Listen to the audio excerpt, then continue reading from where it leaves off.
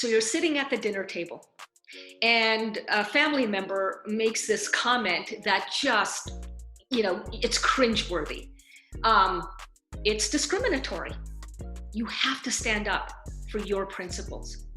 How do you do that?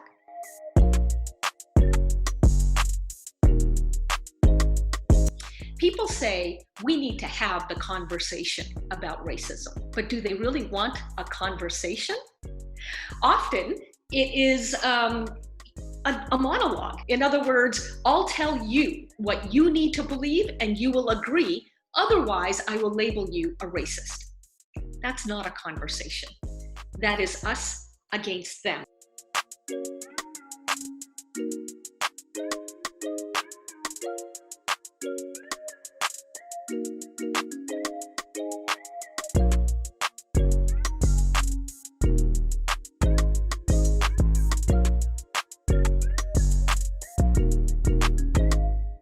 Not what you said, it's just the way you said it.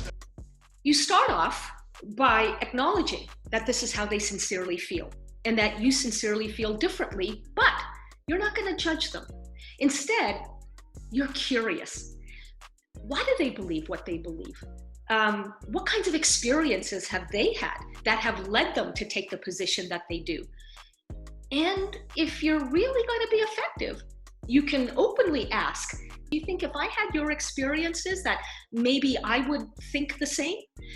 By asking a very sympathetic question like that, you lower that other person's emotional defenses and you get them hearing you so that their bandwidth, their mental bandwidth is not completely consumed by being defensive or by, trying to make you lose. Hey, a rule is a rule. And let's face it, without rules, there's chaos. Look, you and I probably disagree, but I'm not going to assume, just based on your position about anything, that this is the totality of who you are. I'm going to be as open-minded as I know how to be. Could we agree that you'll do the same? Start there.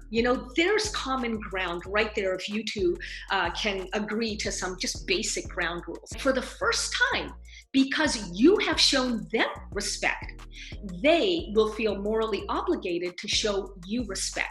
One other thing about this, respect doesn't mean being agreed with. Respect literally comes from the Latin, respectate. It means to see again. And then ask questions, not gotcha questions. Gotcha. Not questions to win, but questions to understand. And one of the things we often lapse into when we're asking questions is ask really sarcastic questions. Oh, so what you're actually saying is, or, oh, so you believe this? Again, forget the preconceived agenda that you want to win on, enter it sincerely, and ask to get more information. Ironically, you'll win by not seeking to win. And who knows? They might change their mind. You might also grow. Shaming doesn't work. It often backfires. It only makes the people who are being labeled more defensive. It makes them dig in their heels. I've heard from a number of liberals and progressives very justifiably saying, why should the burden be on us to not shame when racism and other prejudices are indeed shameful? And I get that it feels unfair to take the higher ground. If you really want change, let's do what's effective. The change will come when you pull society out of the very mindset that created racism, namely the us versus them mindset.